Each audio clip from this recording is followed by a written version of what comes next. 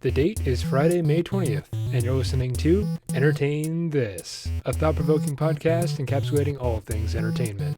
On this episode, we're talking about the classic film Forrest Gump. We'll go into all the historical events that he lived through and discuss the significant symbolism displayed in this movie. And maybe we'll find out why this podcast is a lot like a box of chocolates, because you never know what you're going to get. So enjoy.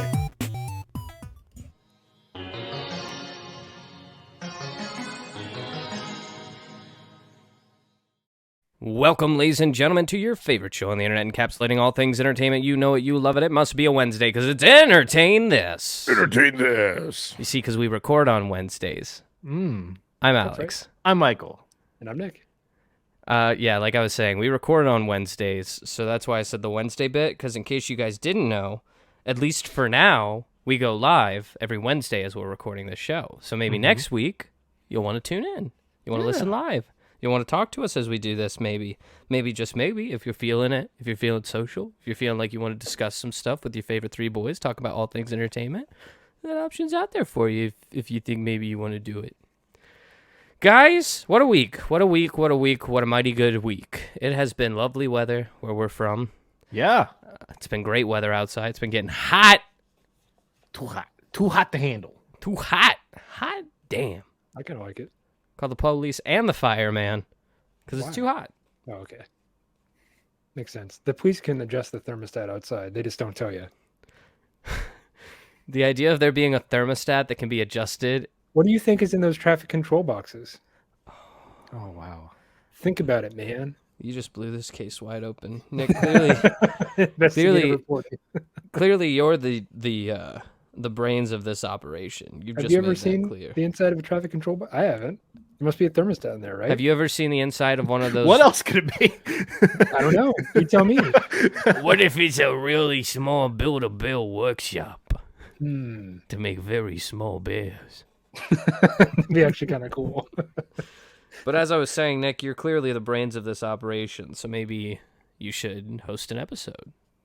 That was an interesting segue, but I'll take it. Why? Every time I do a fun segue, If I'm the smartest person in the room, there's something wrong. there is a wave of mojo that I cascade upon the show as I do those segues, and you immediately build a dam every time you say, "Well, that was an interesting segue."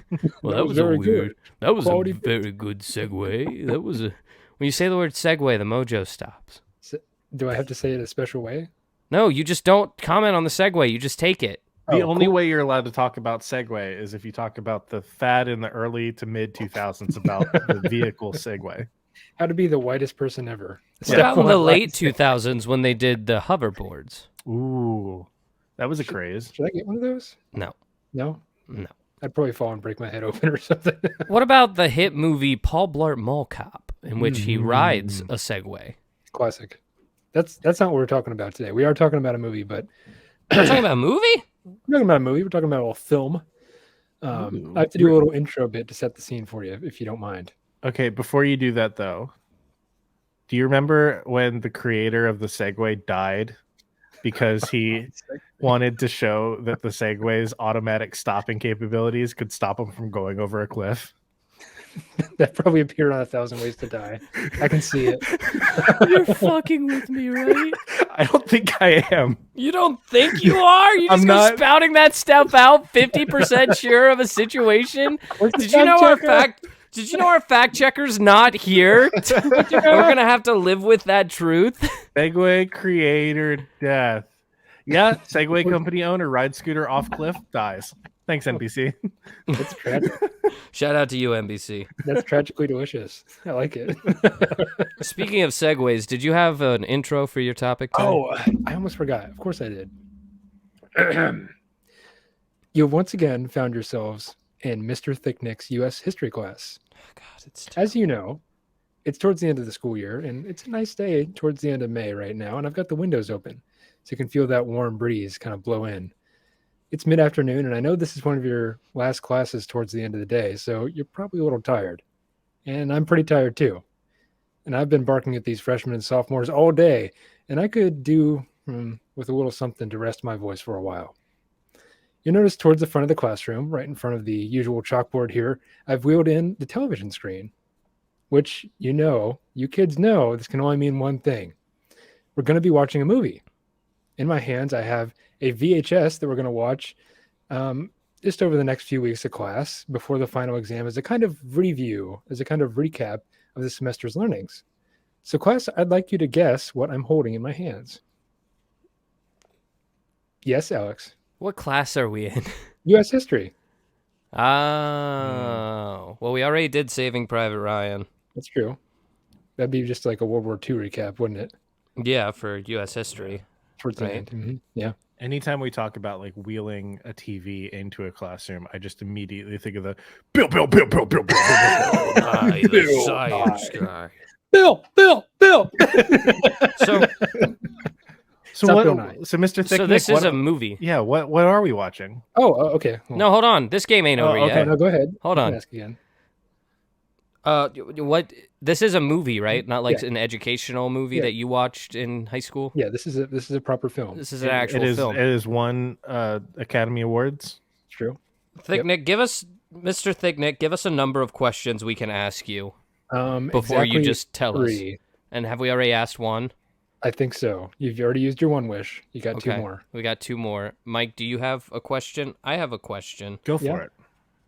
What year was this movie made? 1994. Oh shit!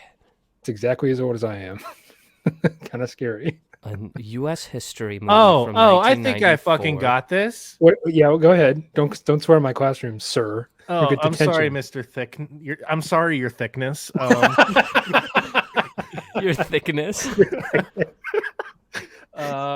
What movie has taken place over multitude of historic U.S. events is the only thing that comes to my brain. Which one could that be? Maybe one. The Time Traveler's Wife. Yeah. Oh no. No, but you go. What was yours? I was gonna say the story, the tale of Senior Forrest Gump. Yeah. Nailed it. Yeah. Bonus points for Gryffindor. Wow. Yeah. Atta boy. Never once saw that in school. I don't think that was allowed. You're also absolutely not a Gryffindor. I know that. The only thing. No, I am a Gryffindor. Actually. Oh, you are a Gryffindor? Yeah. I'm a Gryffindor too. Wow. That's Nick's probably like a Hufflepuff. Either a Hufflepuff or a Ravenclaw. Yeah. Okay, I guess. John's a Slytherin because he's a fucking snake. Yeah. If you want more information on that, go watch the newest episode of Big Chicken Bits. Yeah. We're talking about Forrest Gump. Not Harry Potter. Maybe that's a future episode. I don't know. No. But hopefully you've been paying attention to my history class. We don't support J.K. Rowling here. She can go J.K. Rowling down a hill. Hopefully you did pay attention in U.S. history class, but if not, that's fine too. We're going on a little field trip today down to Alabama to meet this guy named Forrest Gump, and we're going to listen to the stories that he has to tell, and then we're going to bring it back here to the classroom and talk about what it could really mean underneath the surface. So buckle up and entertain this. Nice. Wow. One of my favorite things about Forrest Gump, just off the shoot, is probably one of my favorite literary devices used in writing. A flashback? No, it's called framed narrative. Ooh, okay, what's that? Yeah. So framed narrative is the idea of an untrustworthy narrator. The reason being that when someone is telling you a story and that story is the story that you're reading, chances are they're going to embellish some things, get some things wrong, remember some things as not really factual as they could have, read situations wrong, remember what people said wrong, and they usually form the narrative around what they want the story to be.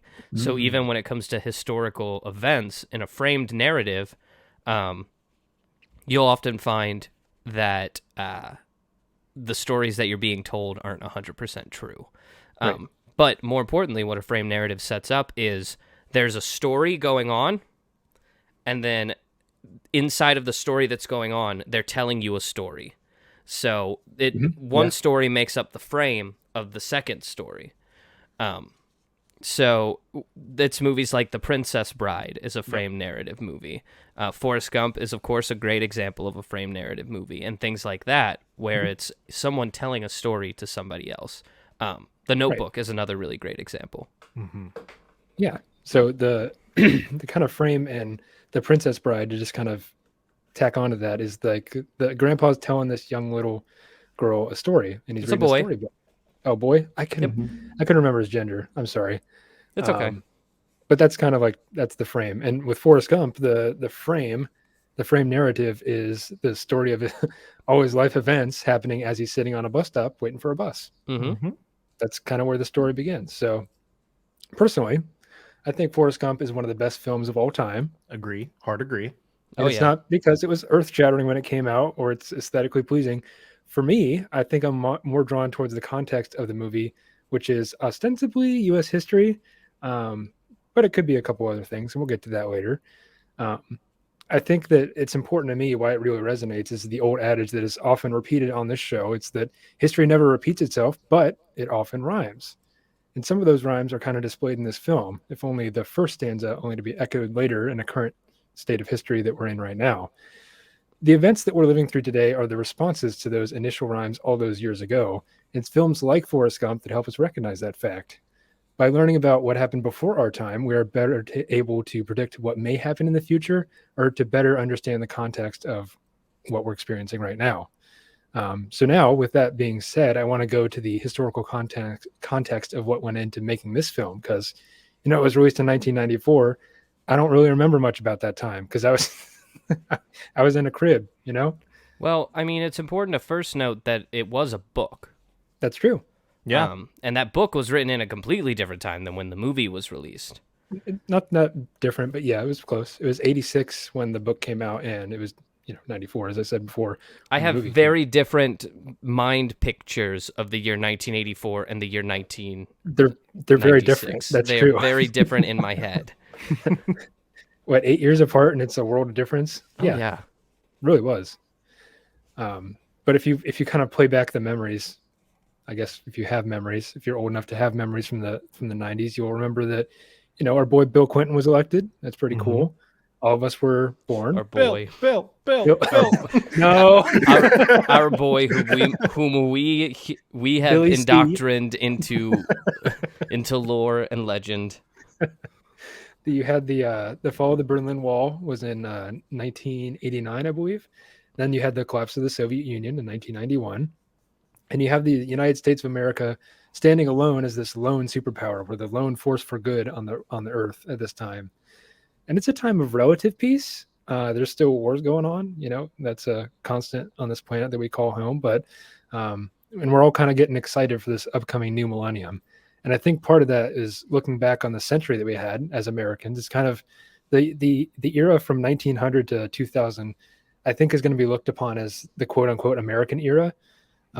Because I don't think there was another country out there that can say that we were as influential as that during this time. So I think we're kind of looking back on these passing years and this century that we've had through these rose-colored glasses, these patriotic filters on our eyes that we look back and we're like, oh yeah, we did this and that and this, and it was great. We had a great time doing it. And we specifically had a great time doing it. Mm-hmm. Just like we're the ones who totally invented fireworks and we didn't steal that from anybody. And that's our thing. Totally true. We invented the car. Other things that we didn't invent. Heavier than air travel. That was actually a French guy. Cool story. Anyways, as you said, it is based on a 1986 novel by the same name by a Winston Groom. Mm-hmm. And it stars Tom Hanks. And yeah, I'm talking about another Tom Hanks-based Entertain This episode. And it's also directed by Robert Zemeckis, who you might know directed The Polar Express. High School and Musical. Back to the Future. No, it wasn't High School Musical. No, it was Back to the Future. Yeah, it's Back to the Future. So both of those are episodes that I've spoken on. But you big Robbie Zemeck fan? Apparently, I like his films. He said, I've just discovered that about myself, but yeah, I guess I am. Love me some Robbie Z. Rob and this Zombie? is all. No, Rob Zombie's good too, though. The other actors that you might recognize from this film are Robin Wright, Gary Sinise, Michael T. Williamson, who plays Bubba, and Sally Field, who plays Forrest Gump's mom. And the story portrayed in this film is a recap of modern U.S. history. So that's modern in the sense that it's after World War II and before the fall of the Soviet Union. So it's roughly the 1950s through the 1980s that's portrayed in this film, because it's 1981 when he's sitting on the bench waiting for his bus to come in. So it's several decades of time in U.S. history and the life and times of Forrest Gump. And Forrest is kind of he's a kind-hearted Southern man. He's a little slow-witted, but he kind of unwittingly rubs shoulders with or bumps into all these historical figures in 20th century United States. And a fun fact, that the first few scenes of this movie, his mother kind of reviews with him why he's named Forrest. And it's not really funny at all, but he's named after an ancestor, Nathaniel Bedford Forrest, who is a Scottish American and noted Confederate general in the Civil War. So that should be a big red flag there. But it gets worse. He said, Forrest kind of recaps this. He said he started a club where they dressed up as ghosts in bed sheets. Yeah. And that can only mean one thing. He's, of course, the founder of the KKK, which is a racist organization. And they've done a lot of bad things. He's the first Grand Wizard. This movie is not something you should, well, maybe in a high school for sure, but not in a middle school. Not in a middle. No. I would argue to say it's maybe a college course movie day. I mean, I think like high schoolers can handle it. There is a couple of scenes with Jenny where I maybe would pull back the curtain a bit. For sure. There's also the scene where Forrest's mom has sex with the dean of the school. That's coming up. Yeah. While we're talking about Forrest Gump's childhood, just kind of a divine realization that I had while I was sitting here is that Forrest Gump taught Elvis how to dance. Yeah, true. We come to find out. That's his first kind of run-in with history. Yeah, he did his little funny walk for him. And he said, "Do that funny walk again." And then here's the divine realization part, is that there's an Elvis movie coming out called Elvis. Yeah. Yeah. And you know who plays Elvis's manager in this new movie? Tom Hanks. Forrest Gump. Tom Hanks has done too much. I'll say it. Yeah, that's true. You're within 7 degrees of Tom Hanks. I am a big fan of Mr. Hanks. Mr. Hank. Hanks. Yeah. He's done a lot of good stuff. Shout out to you, Mr. Tom Hanks. If you ever want to come on the podcast, we could probably try to fit you in. We got a warm seat for you. We have a cool seat if you prefer. Hot seat. We got all kinds of seats. We'll try to keep you out the hot seat. Anyway, go ahead.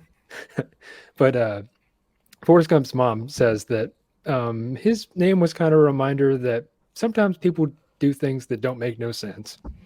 So you're gonna name your kid after a racist, whatever.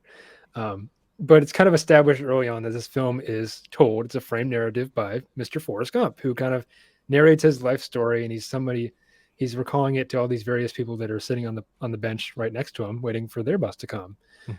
And one of those people that kind of sits next to you and tells their life story to you, he's one of those people. And personally, I don't really mind that, because I kind of like, yeah, that's far more entertaining than, watching birds or staring at my phone or whatever else. I'm all for life stories. Please tell me more.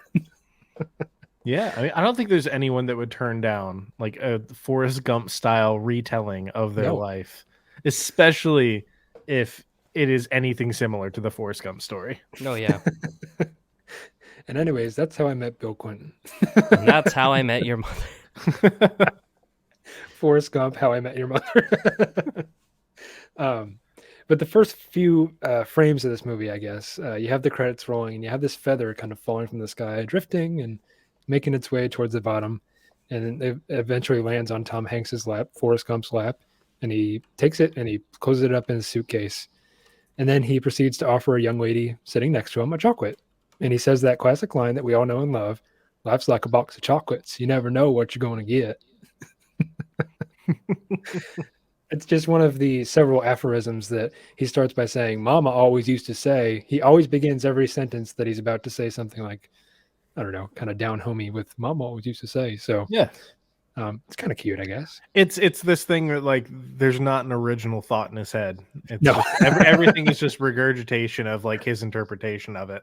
Yeah, that's interesting. But this poor lady sitting next to him is clearly not interested. She's trying to read People magazine, and she's like, get me out of here. She's not paying any attention, like other than a uh-huh or a mm-hmm kind of thing going on. And you hear all this thing about today with kids burying their faces in their phone when they're waiting for a bus. But hey, I mean, they had magazines back then. What do you think they were for, right? Sometimes people don't want to talk to you, and that's okay. Yeah.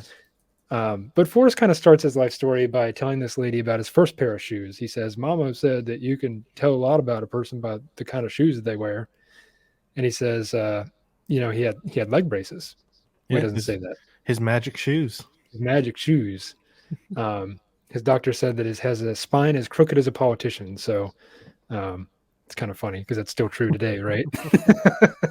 But it's implied that maybe he had polio as a kid and it kind of warped his spine a little bit, or maybe he has one of those conditions that you're just born with and you have to deal with. But he grew up in this little town called Greenbow, Alabama in the 50s, and his mom owns a bed and breakfast that travelers come by and stay in. But now remember, this is a comedy, so when Mrs. Gump tells Forrest, "You're not different, you're just the same as everyone else," it cuts milliseconds later to the principal of the school telling him that he is different with an average IQ of 75. So it kind of serves to flesh out this character of Forrest Gump. He's below average intelligence guy. He has what some might call an intellectual disability, but his mom really cares about him. So naturally, there's this scene where he sleeps with the superintendent. She sleeps with the superintendent, and then the superintendent walks out of the house, and he says, "You don't really talk much," to Forrest sitting on the bench, and he starts mimicking the sound of him having sex.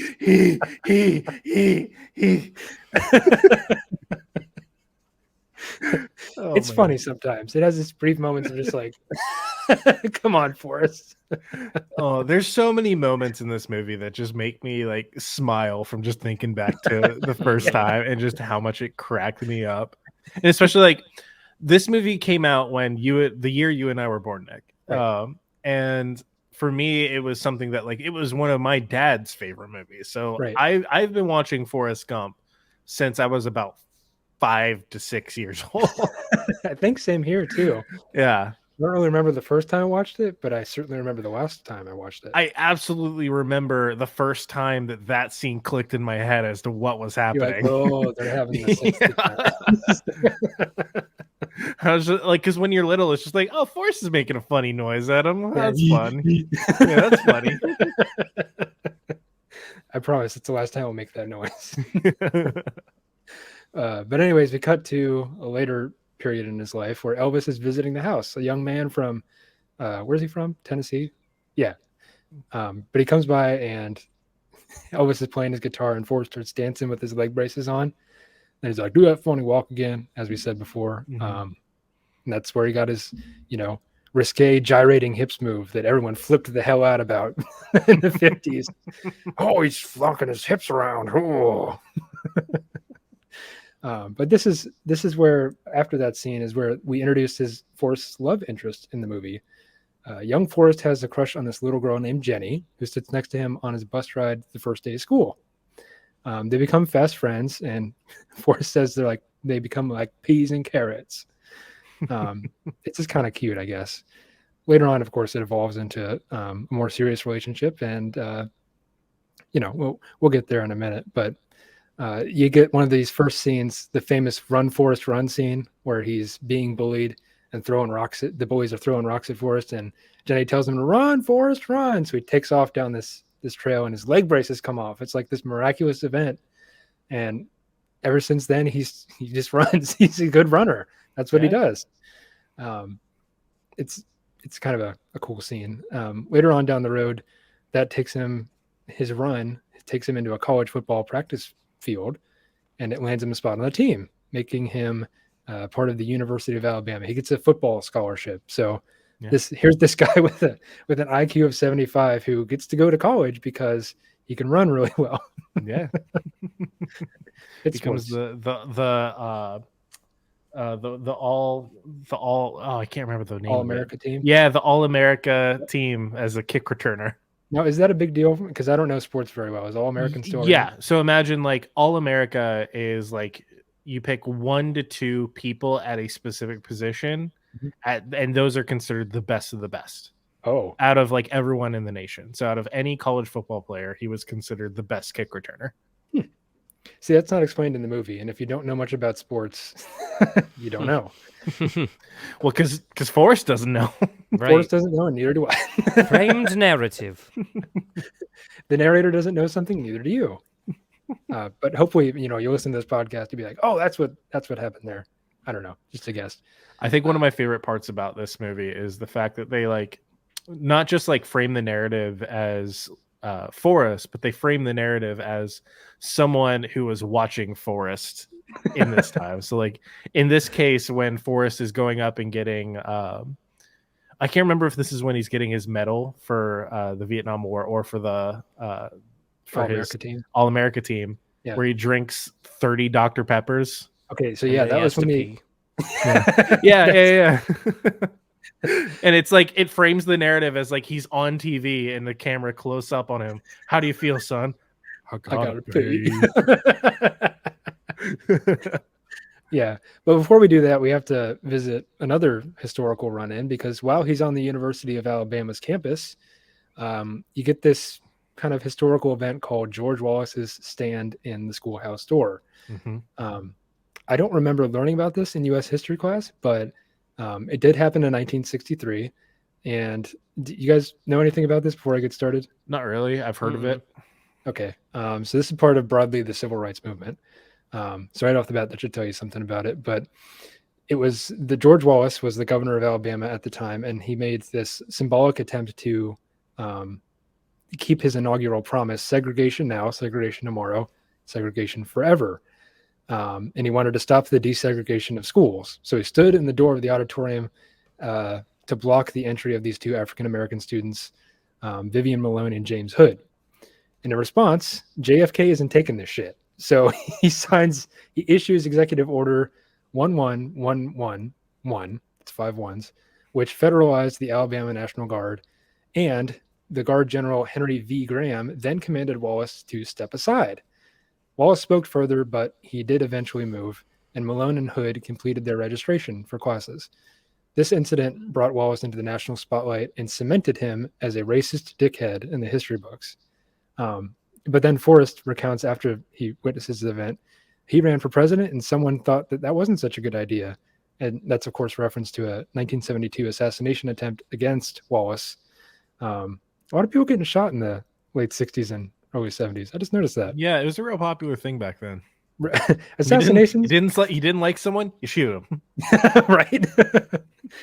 Of course, JFK is shot in 1963, but Forrest also references that. But we flash forward to this All-America team, and he says, yeah, they had free Dr. Peppers in the Oval Office, so I drank about 15 of them. Which leads to his famous, I gotta pee. Toilet humor is always funny. I don't care who you are. I think it's funnier here just because of the way it's presented, because it goes from this like official like historical retelling of this thing immediately to I gotta pay. I gotta pay. And the way that's done is actually they somehow Photoshop him or video shop him into like this historic archive footage of JFK shaking hands and stuff. So it's really believable. They could even do this in the 90s, but it's believable now. If you watch the film, you're like, is JFK really talking to Tom Hanks right now? It's really happening. But as you know, JFK was fatally shot a couple months after he meets Forrest Gump. Big buzzkill. Big buzzkill. It's kind of a shame because he was a pretty good president from what I've read about him. It was the direct date was, let me test my knowledge here, November 22nd of 1963. And then his brother, Robert F. Kennedy, was shot in 1968 while he was running for president. So it's just one of those horrible things. Like the Kennedy family has this sort of curse placed on them where they all get shot or killed in these weird circumstances. So look into that because it's a pretty cool little historical thing of note, I should say. So we flash forward to his college graduation in 1967. Forrest is then approached by an army recruiter who says, "Have you given any thought about your future?" And of course, Forrest, being the guy that he is, he's like, "No, I guess I haven't." So he joins the United States Army, which a lot of people were doing back then. I don't want to isolate Forrest, but This was then you have Vietnam, right? this is the Vietnam era. That's right. The Vietnam War, as you know, was from 1955, the earliest stages, to 1975, when it finally did end, for us at least. Because we lost. We did lose, and it's a real shame. Because we lost the Vietnam War. Remember, guys? Yeah. Remember how we were taught that in high school? Lost. Losers. We lost the Vietnam War. We didn't just decide to like pick up our bootstraps and go because we had enough. We actually lost it. No one wants to talk about it. Anyway, go ahead. We pulled out. How dare you? We lost is what happened. Pulled out. We lost. You're right. But Forrest is on the bus going to boot camp, and Forrest meets Benjamin Buford Blue, who's a young African-American guy from Bayou La Batre, Alabama. I think I said that right. But he goes by the nickname Bubba. And Bubba told Forrest about his family history of cooking shrimp. You have that scene where they're doing all this stuff in boot camp, and he's like, shrimp gumbo, shrimp Battle King, shrimp stew. All these different ways of cooking shrimp. Now that I'm thinking about it, I kind of want some shrimp right now. I could go for some gumbo. But he says that, hey, my family, they own a shrimping business. And when I get out of the Army, I'm going to join the shrimping business. Bubba explains to Forrest that it's a long history and they own a shrimping business and, a long list of different types of shrimp. But Forrest is really the only one that wants to listen to him go on about this. So they become friends, of course. Forrest does really well in the Army. He followed orders without distraction. For instance, the first lineup that they do, and the drill sergeant's like, what is your first job in the Army? To do whatever you tell me to, drill sergeant. God damn it, if that ain't the smartest answer I've ever goddamn heard. You must have an IQ over 150. So funny. You're going to become a general someday. Meanwhile, we have to flash over to the, I guess, sadder story of Jenny, but she's kind of having multiple relationships with multiple different men because, hey, the 60s were all about this idea of free love. Free love. Go watch Austin Powers if you want the happy version of this. She gets kicked out of school for posing for Playboy with her college sweater on. She's wearing nothing underneath, so it's very risque. Playboy is still kind of risque nowadays. And people get in trouble for posing nude online. Imagine that. No, they don't. They make a lot of money off of it. Yeah, they do. And more power to them. Good enough. Good enough. But she gets this job working in a strip club in Memphis, Tennessee, and Forrest, right before he deploys for Vietnam, has to go and see his family for maybe not the last time, but hopefully it's hopefully it's not the last time. Mm-hmm. And she's under the stage name of Bobby Dylan, which is a reference to, of course, Bob Dylan. Bob was Dylan, famous around this time. But she's nude. She's playing guitar. She's wearing nothing but this guitar, and people are heckling her, and they're, "Oh, take it off!" Being pigs and stuff like that. But this kind of ticks off Forrest, and Forrest tells Jenny later on after that he loves her, and then Jenny replies that you don't know what love is. So it's kind of like that scene where it's, "Oh, Forrest, come on, why are you pursuing her? She doesn't like you back. Just give up. There's other fish in the sea," as they say. But after that, Forrest is deployed to Vietnam, and there's a scene where his mom is telling him, be safe out there, and if anything happens, you run from it. Which kind of plays into the next scene here when he goes to Vietnam, because he runs away from a firefight that's happening. But before we get that, we have to introduce the country of Vietnam, this Vietnam War that we're having over there. And of course, you can't pick a better song than "Fortunate Son," right? That is the song. Yeah, it is the Vietnam song, which is wild. Yeah, this is the first of, I guess, many Fortunate Son references. This is the first reference. It was this and Call of Duty Black Ops 1. Yep. Yeah. So you get this scene where they're in this military camp, right? They're on base or whatever, the forward operating base. And there's beer cans. They're just having a grill out. You got to remember, at this time, the average age of the U.S. combat soldier in Vietnam was 19. Okay. Yeah. So imagine somebody younger than me carrying a fully automatic machine gun out in the jungle, not millions, but thousands of miles away from home. Like, what are you gonna do? You're gonna party. You're gonna be off the chain a little bit, right? I have friends who were who you guys have met, who Yeah. are in the military and more specifically the Marines. And let me tell you, at the age of 19, he 100% would have done this. Oh, This yeah. is Hard. so accurate. Drinking beer, having a barbecue, just chilling out, and then all of a sudden you got to go on patrol, and then you have to get shot at and stuff like that. Not so fun. I ain't no fortunate son. They meet Lieutenant Dan Taylor, and he gets angry at them for saluting him. He's like, "Don't salute me. There's snipers out in the forest." Lieutenant Dan kind of becomes a funny character later on, but right now he's angry. He's a lieutenant. He's commanding this little company of soldiers, and he's like, "Take care of your feet. You don't want gangrene." Yeah. He's the experienced guy who comes from generations of military men. Who have all died in war. Yes. Yep, and that is how he has decided his fate will go. Every single member of his family has died gruesomely in war. Yeah, which might be a comment on how we as Americans look at war. It's like the place where everyone has to go and parade around in the battlefield and die for their country. And about that, there was a lot of people over there at this time. In 1967, there were 485,000 American men on the ground in Vietnam, peaking at 536,100 soldiers in 1968 and something called the Tet Offensive. That is absolutely insane. That is a lot of people. That's a lot of soldiers, even to begin with. Mm-hmm. To kind of put that into perspective, there were approximately 110 soldiers deployed at the peak of the war in Iraq, and that was compared to Iraq. No, that was Afghanistan. Sorry, in 2011.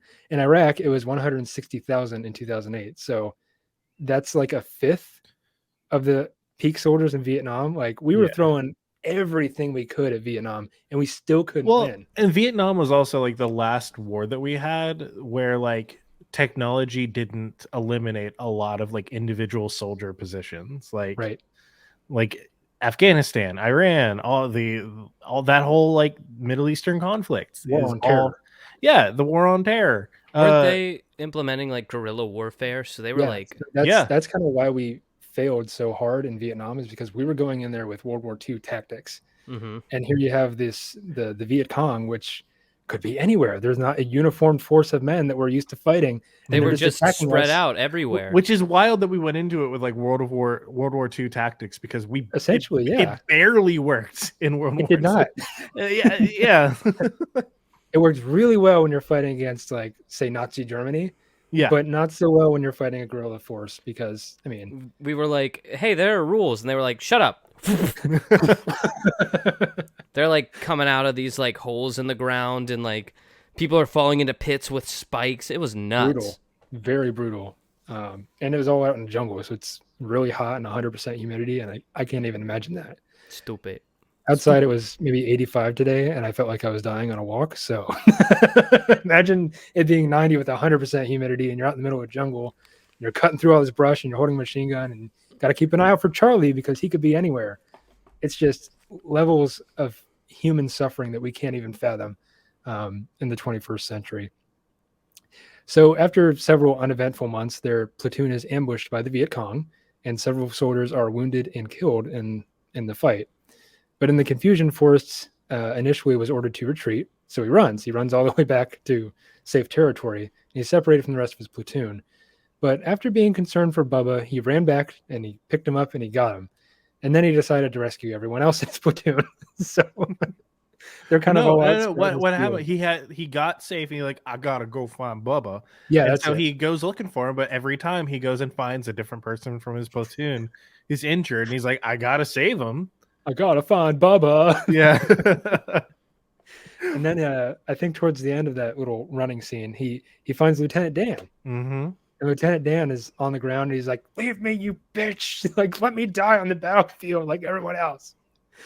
And he doesn't, because he's like, I like you, Lieutenant Dan. I got to save you. I've got to save you, Lieutenant Dan. He manages to carry him away from the combat area. And then Lieutenant Dan does what you do when you're in Vietnam. He calls in a napalm strike, which is pretty close to his position. Really ballsy move there. Yeah, and he was sadly, planning on dying in the napalm yeah, explosion. he's like, call it in on me. I want to go out in a bang. Insane. Um, but sadly, you know, you have this scene where Bubba does die in Forrest Gump's arm. Um, it's, I guess, a little bit funny because he's like, "Hey, Bubba, yeah, Forrest," and he's clearly bleeding out. His last words are, "I want to go home." Mhm. So it's it's heartbreaking to think about all these lives that were cut short in Vietnam because I mean they're 19-year-olds. The average age is 19. Think about all the things you did when you were 19 and younger. That's not a full life. Like what did you do? You were in college maybe? It's cut short by warfare. So um outside of like all these jokes about Fortunate Son and Vietnam flashbacks, it was a real place and a real war happened over there. And a lot of young Americans and young Vietnamese civilians, unfortunately, did meet their demise.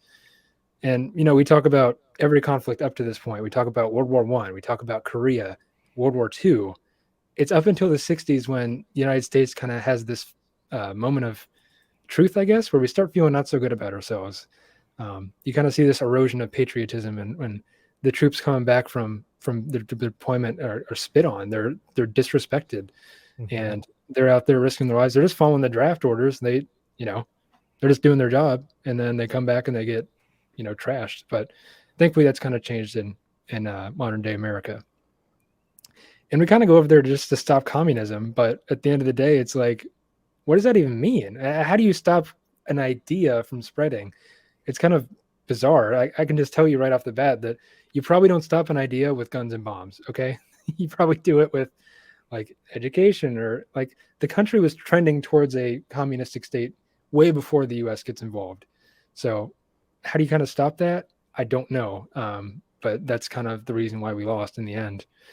So it's something that kind of haunts the U.S. military even to this day, where people are saying like, "Oh, Iraq and Afghanistan, it's not going to be another Vietnam," and then what do? We get stuck there for 10 years. So how would you figure out if that's another Vietnam?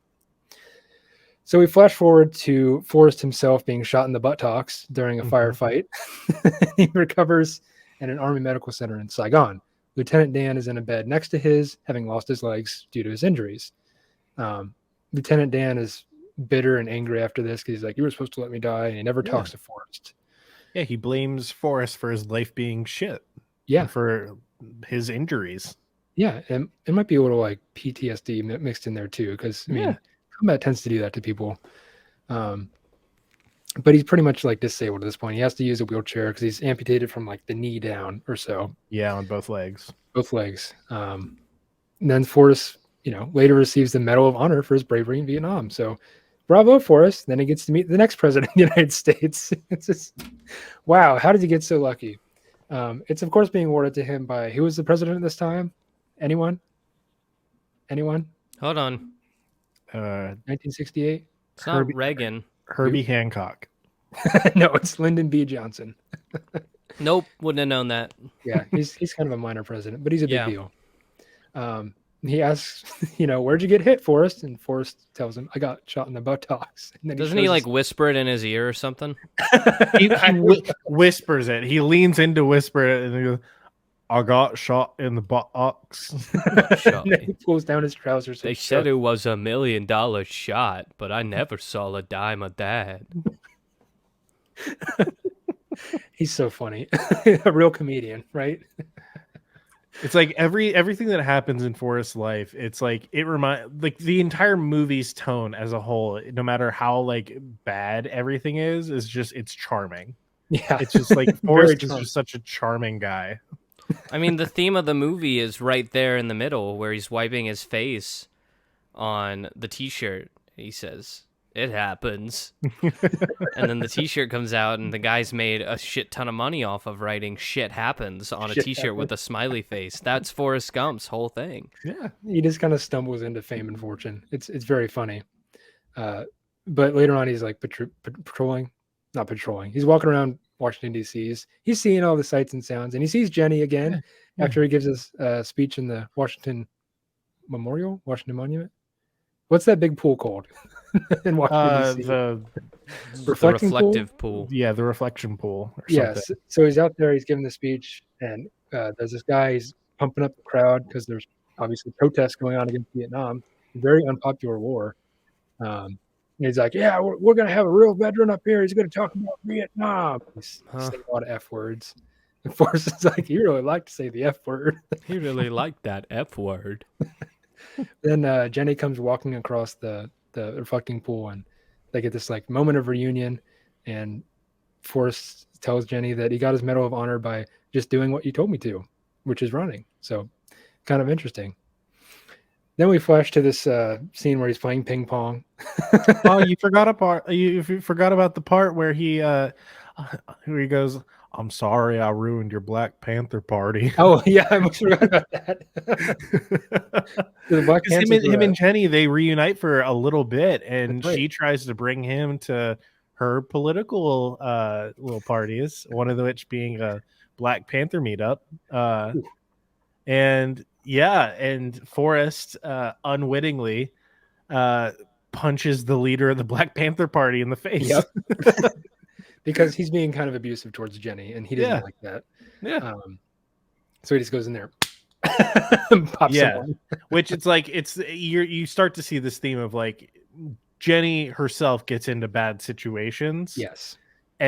But what ends up happening is whenever Forrest tries to save her, she blames Forrest for making it worse. Right. Which drives him away. So it's this constant cycle of Jenny and Forrest doing that exact thing. Yeah. Which is, I guess, kind of interesting too. Then we have this ping pong scene that I was talking about before, where he gets really good at ping pong, because why wouldn't he be? I guess he joins the Army Special Services, and he entertains these wounded American veterans with his ping pong skills. And then he travels to China during the ping pong diplomacy period of the early 1970s, which kind of turns Forrest into a national celebrity. And then he appears on Dick Cavett's show, who was a popular late night guy during this time, and he's right on next to John Lennon. Yep.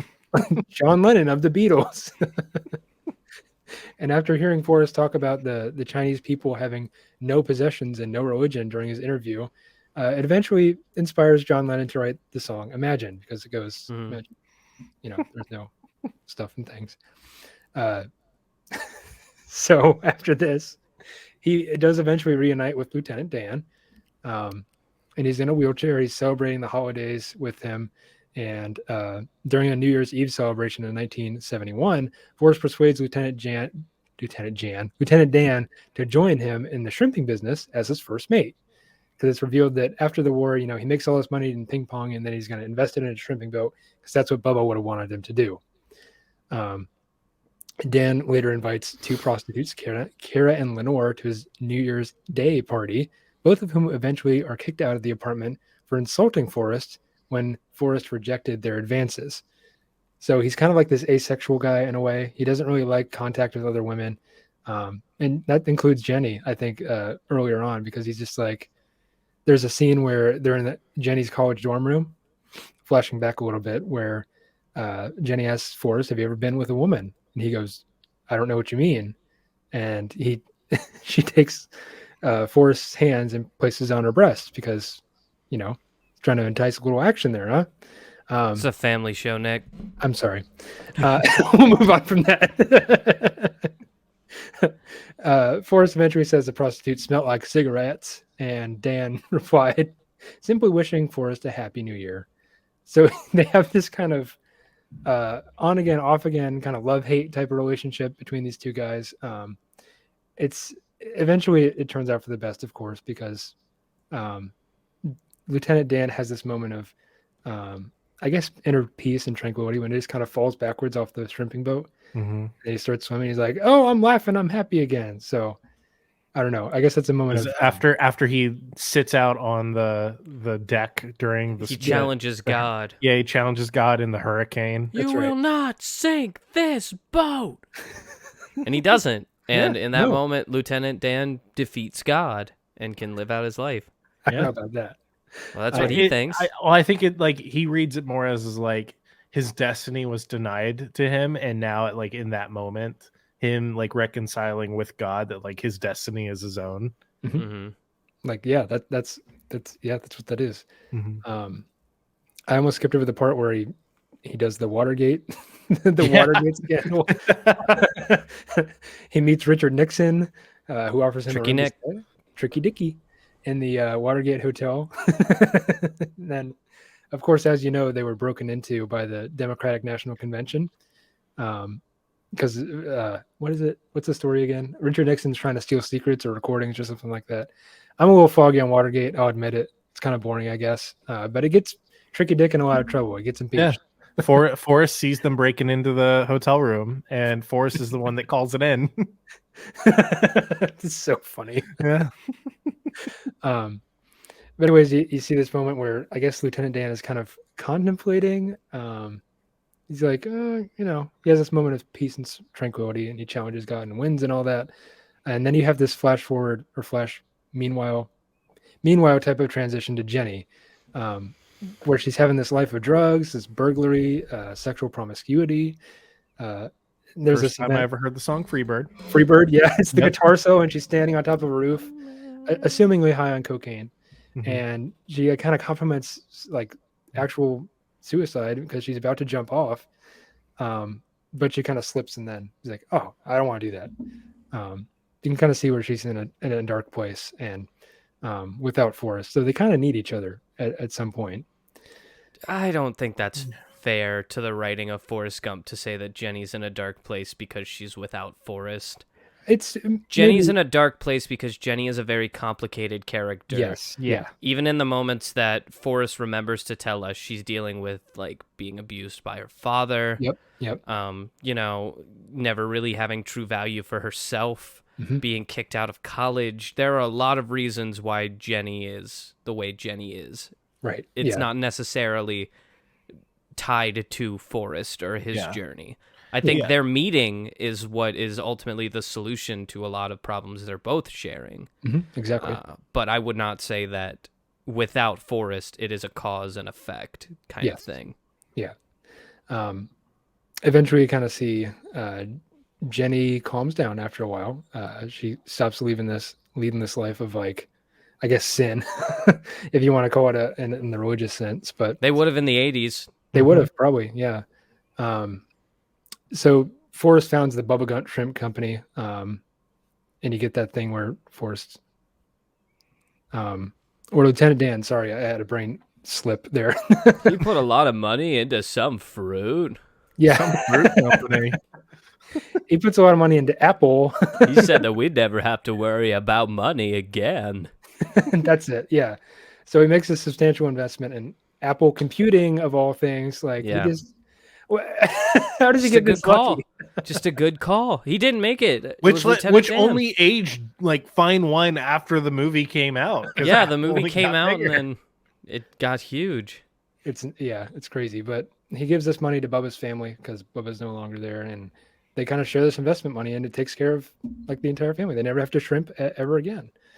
So Sorry, because it's around this point where it's like you get the new guy who's sitting by the bench at the bus stop who's like, "You're telling me we've been sitting next to a multi-millionaire this entire time?" and he walks away chuckling to himself, like, "Yeah, right, buddy."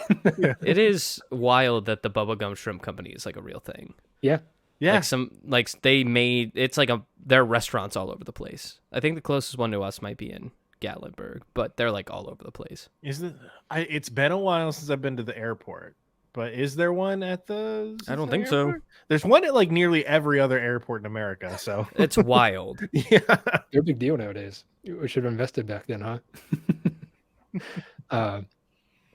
Then you have this scene where, of course, nothing can last forever. You eventually have to deal with the loss of your parents, and Forrest Gump's mother has cancer, and they spend this time in moving back to Greenbow, Alabama, where they have this moment where, like, have to deal with this loss, and Forrest Gump's mother eventually does pass away from the cancer, and he's like, you know what?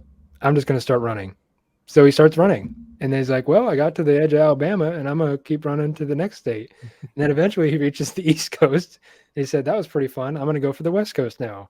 So And then he gets to the end of the West Coast and he goes, I'm gonna go home. And everyone's like, what? He has like a cult following him at this point. Yeah, the running colt. It's like, Mhm. I'm Can you going imagine that? home now. Trying to give a sermon or something when you're running. Running is really.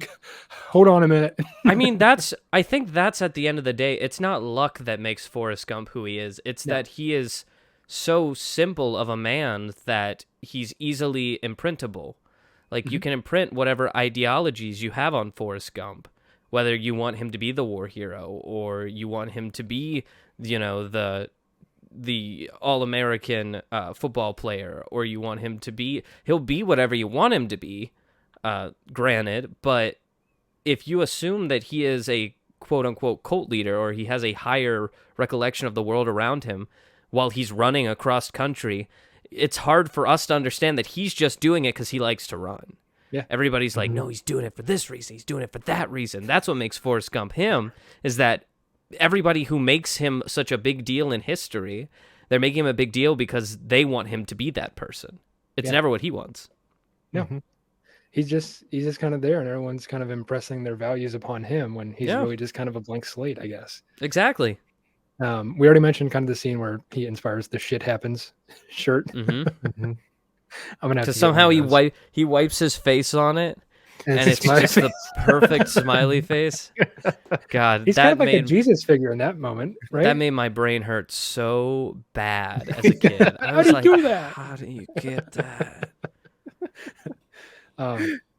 Eventually, we kind of get the scene where he's like, I'm kind of tired. I'm gonna go home now. Yeah. He just goes home. Yeah. That's it. That's the end of that. So it's kind of a flashback to present day, present in the film being 1981. And you can kind of see references of President Reagan's attempted assassination during this time. And then Forrest is like, yeah, I'm waiting for bus number. I forget the actual number. And then the lady says, oh, that just takes you right down the street. So he goes and he runs to Jenny's home. He's trying to see Jenny. That's why he has this box of chocolates in his suitcase, and he's going to give it to Jenny as like a kind of, I don't know, homecoming gift. Yeah, well, in his mind, it's so like, hey, I love you. Here's this thing. Yeah, that's his thing. You I get love chocolates you, Jenny. for people that you love. Yeah. Yeah. But it's revealed that, Jenny has some sort of virus. That's where the film leaves it. It could be hepatitis C. It could be HIV. It could be any number of. I think that we're all pretty confident in what it is. Is it HIV? I think so. Yeah. Ooh. Because that's that's knocking on the door of like the AIDS crisis. Yeah, the AIDS epidemic of the 80s, because unfortunately that did happen, and a lot of people were like, oh, it's because of homosexuals, and no, it's not. It's more likely because of the idea of free love. It was free love combined with like intravenous drug use when you're sharing needles and stuff like that. It's one of these unknown diseases at the time, and it takes a while for them to kind of develop a cure or come down with the sickness, if you would. Yeah. Crack the code. But eventually they do have a kid, so they have a little Forrest, and it's kind of cute. Well, yeah, that's the big surprise. Is Forrest shows up and she's like, "Hey, I want you to meet someone." Because they had an relation at one point. She had come home to Greenbow, Alabama, at some point, and they did the do. They did the do in the Sims. From the Sims, they whoopied. They whoopied. They woohooed. Yeah. They made whoopee, I think is what you're thinking of. Yeah. They fucked. Are we all on board here? Are we all here? We made it. Anyway. It's sexual intercourse. I don't know, things are still a little blurry for me. Forrest and Jenny do get married eventually. It's an intimate ceremony attended only by a handful of family and friends. Among of the attendees are Lieutenant Dan, who gets these titanium prosthetic legs. Lieutenant Dan, you got new legs. Well, I think one thing that we kind of skipped over a little bit is when Jenny does introduce his son. Also that is Forrest, a big moment, yeah. It is the first thing that Forrest asks her is he smart or is he like me? Yeah. She says, no, he's smart. And Forrest is just taken aback. He's like crying. Yeah, like crying at how happy he is that he has a son who's smart. Because that's the thing, is it really like makes you aware, like Forrest knows that he's not a smart man. Mm-hmm. Yeah. Yeah. Like he's very aware of that. Like he's not intellectually smart, but he's very like interpersonally smart. Right. And he's very good at that awareness. And this is the first moment where you kind of see that he like really recognizes that, and you see how much it really bothers him that he isn't smart. And having that catharsis in his son being unlike him. Yeah. It's just a sweet scene. It's a real tearjerker, if you want to put it like that. But it's like Forrest he knows he's a little slower than the normal people, and it's, oh, I have a son and he can carry on my legacy. It's just so good. So this is a cool part that Lieutenant Dan is actually married to a Vietnamese person named Susan. Mm-hmm. And not something that I picked up on until this moment, but yeah, you're right. Yeah, and that's a big deal. That's huge. Because, in Vietnam, they're kind of trained like, this is the enemy. This is what they look like. They're Vietnamese. They look like. Well, we don't have to get into that because that's for sure not what American soldiers did. But it's okay. No, it was. Yeah, that's a convoluted thing in and of itself, and I don't think we'll have time to get into that today. But I don't want to get into that. It's bad. You can do your own research. Very bad. Jenny reveals that she's going to die someday because she has this virus. But before she dies, she asked Forrest what it was like in Vietnam, and he responded by saying it was nice when it stopped raining. It would be quiet and peaceful. And he states that while he was running in Oregon, it looked as if there were two skies and two mountains since there was a lake in front of the mountain. Forrest also states that while running in the desert, as the sun was rising, it was the most beautiful sight ever. Jen responds by saying she wishes that she was there with him. And Forrest smiles and says, "You were there with me." Forrest has her kind of buried under the tree as they played on when they were children, and then buys her childhood home where her father had abused her, and it was bulldozed as this kind of final, like, we're done with this, and you can be free of these things that happened. Though he misses Jenny terribly, he doesn't go on a running tour after this death, unfortunately. Forrest becomes a good father to little Forrest. And one day while visiting Jenny's grave, this is after when he's waiting on the bus, it's 1982, so he reflects on the idea of fate and destiny, wondering if Lieutenant Dan was right about people having their own destiny, or if his mother was right about the description of life as floating around accidentally like a breeze. Forrest eventually decides maybe it's both. Maybe it's both happening at the same time. He leaves Jenny a letter from little Forrest and tells her, if there's anything you need, I won't be far away. Forrest is last seen outside his home, sitting where he and his mother sat waiting for the bus, seeing little Forrest off on his bus ride to school, telling him that he loves him and he will be waiting there for him. So there we go. That's how the film ends. And if you didn't cry at the end, you might be a robot. Just saying. If you didn't cry at the end of Forrest Gump, you might be a robot. You might be red. Well, that's huge. Yeah.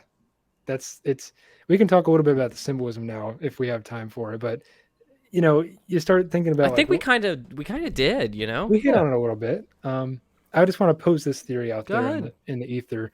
Maybe Forrest could be kind of representative of the general American public. We're all pretty dumb after all, and I don't think that we're kind of aware that we're living through history right now. I mean, think about it.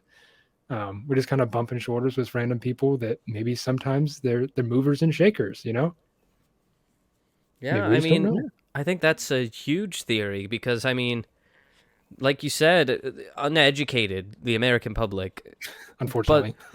But like all of the stuff that Forrest Gump went through, while it feels like such a niche story, really what he's doing is he's jumping to some of the like most widely experienced events throughout that time period.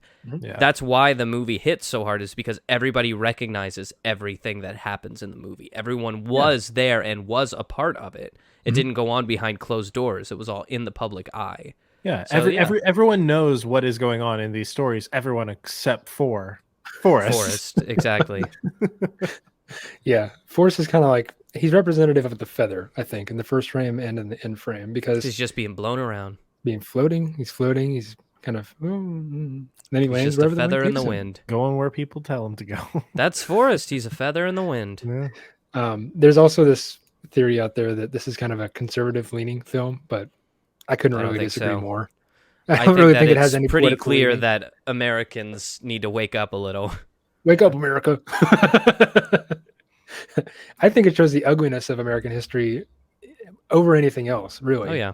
Yeah. Because I mean, we had like the civil rights movement where we decided to be racist for a while. Yeah. Well, it's like Um, once you frame all of that with the innocence that is Forrest, it's like it Yeah. all looks so much worse. Oh yeah. Oh yeah, yeah. You don't realize what's going on because he's just kind of like, oh, he got shot. And did anything else happen after that? I was No, he like, just got oh, shot. he just picked up the black girl's books. What's so wrong with that? Yeah, yeah. Forrest breaking down barriers all the way back then. But in conclusion, if I make it to my conclusion bit here, life is like a box of chocolates. You never know what you're going to get. The long-term trends of our country and our place within it are something that this film kind of highlights. While most of us are just kind of floating through life like a feather, every so often we brush shoulders with some real movers and shakers that we might not be aware of. Guess that folks, like it or not, we're living through history right now. I know I've said that a couple times, but everything you see on the news will most likely be written down in the history books of tomorrow. Part of the reason why I think this film resonates with me is that Forrest is essentially a child throughout the film, and it provides this simplistic view of U.S. history in the middle part of the 20th century that's easy to follow and easy to understand, even for somebody that's half asleep on their phone in the back of history class. So thanks for sitting there. Thanks for listening to my little lecture on Forrest Gump. I hope that you will watch this movie sometime in the future. There's always a seat for you in Mr. Thicknick's history class. If you ever are in the mood for watching a funny comedy drama film about U.S. history in the 20th century, maybe this is the movie for you. As always, thanks for listening. And that's all I got to say about that. Pretty good. Nice job, Nick. Nick, you have inspired me to change my quick this, so I'm going to. And when we Oh, get wow. right back, we'll get into it. And we're back. Hey, Welcome back. Do I got a timer? I got a quick this I want to share. I always forget the gosh darn timer. Oh. Forrest. Okay, there we go. Go. Timer. Oh, I got to Okay, restart that. so I'm sorry. whoops. This is a real debacle. Well-oiled machine here. Okay, go ahead. All right, let's start because I want to also talk about Forrest Gump. Please go ahead. It's a quick this about Forrest Gump. That's right. First That's off, too did bad. you guys know that the novel was much different from the original film that came out? I did. I heard a little bit about this. Yeah. Let me hit you up with some of the differences, and then we'll get into kind of the meat and potatoes of what this quick this is going to be about. So, first things first, Forrest Gump was actually pretty smart in the book. He showed high levels of intelligence in physics and science, as well as mathematics in the book. And he was less kind of a kind child soul at all times. It was more a mischievous asshole kid at all times.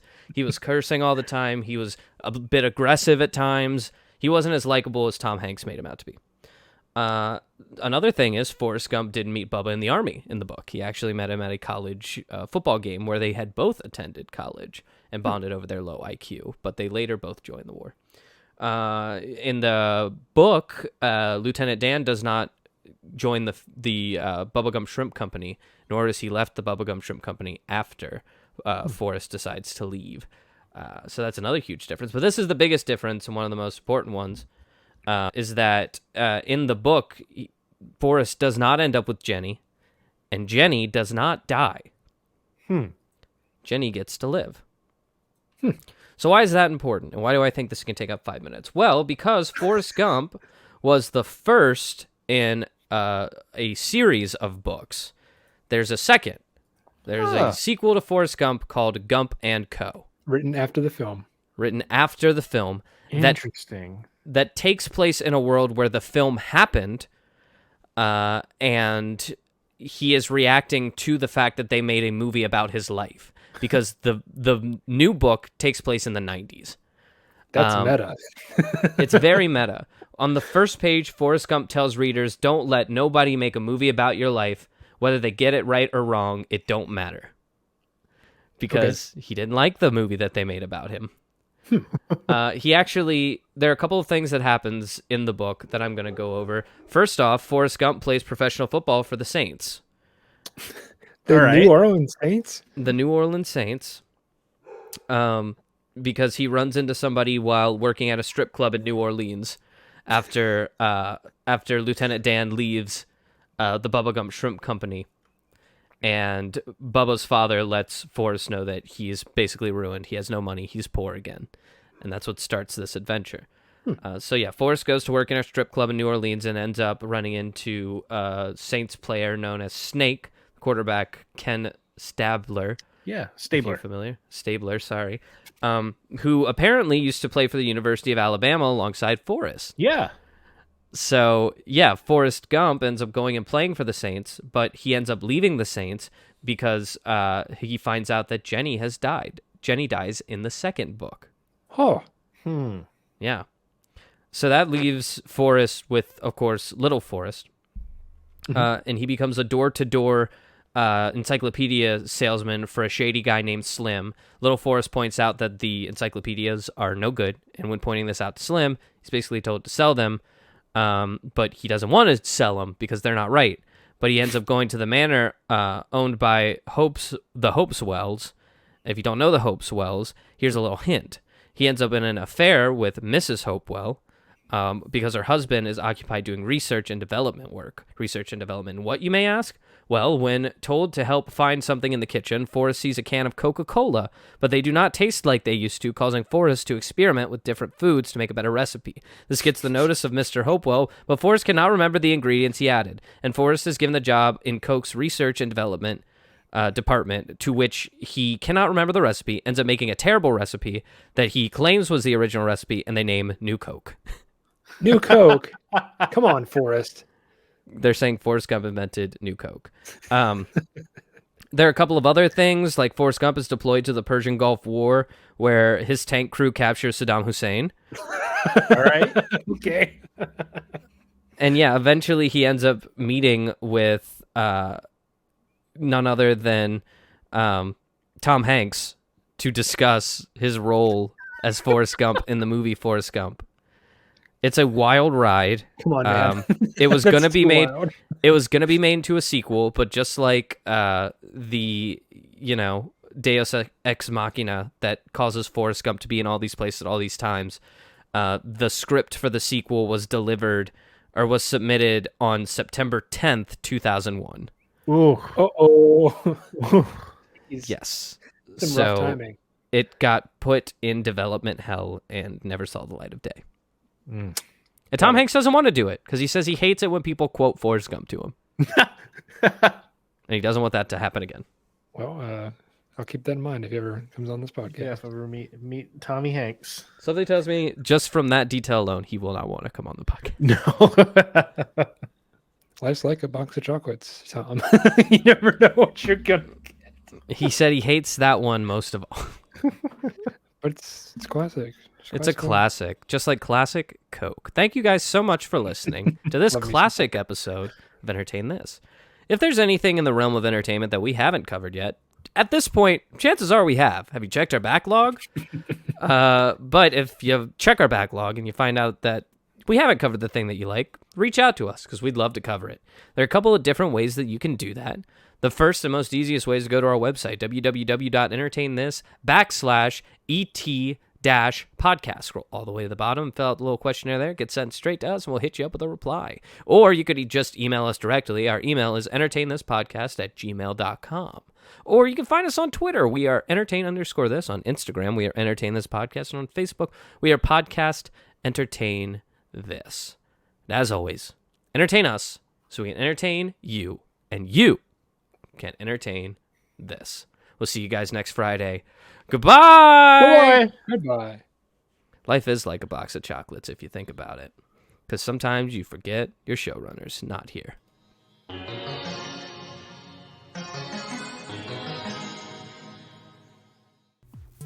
This episode of Entertain This was written by me, Nick Mustakangas, with additional commentary from Michael Savoya and Alex Steele. Our showrunner and resident fact-checker is Chloe Price.